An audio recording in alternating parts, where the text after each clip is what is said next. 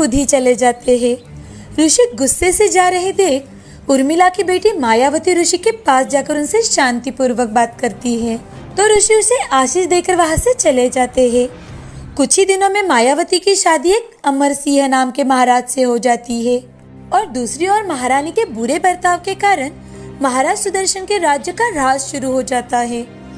राधानगर पर अब महाराज सुदर्शन के दुश्मनों ने हमला बोल दिया था, जिसमें महाराज सुदर्शन की हार हो चुकी थी। अब वो यहाँ वहाँ दर बदर घूमने लगे थे।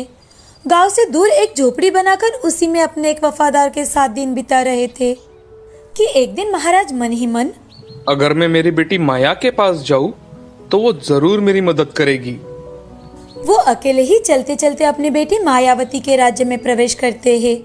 ये देख एक सैनिक भागते हुए महाराज अमर सिंह के पास पहुंच जाता है और धीरे धीरे से उनसे, महाराज, महारानी जी के पिताजी का इस राज्य में प्रवेश हो चुका है और वो मुझे बहुत थके हारे लग रहे हैं। तुम तुरंत ही महाराज सुदर्शन जी के लिए रथ लेकर जाओ और उन्हें पूरे निष्ठा के साथ यहाँ ले आओ। अब महाराज सुदर्शन अपनी बेटी से मिलने आए थे। कुछ दिन बड़े अच्छे से काटने के बाद महाराज सुदर्शन अपने घर वापस लौटने के बारे में कहते हैं तो महारानी मायावती महाराज सुदर्शन की कुछ मदद हो सके इस हेतु सोने से भरे 2 घड़े देती है। सोने से भरे घड़े लेकर महाराज सुदर्शन खुशी खुशी अपने घर लौटते हैं और अपनी पत्नी के हाथ में वो घड़े रख देते हैं। जैसे ही महारानी उर्मिला वो घड़ा खोलती है तो उसमें भरा सोना पूरी तरह से कोयले में बदल चुका था।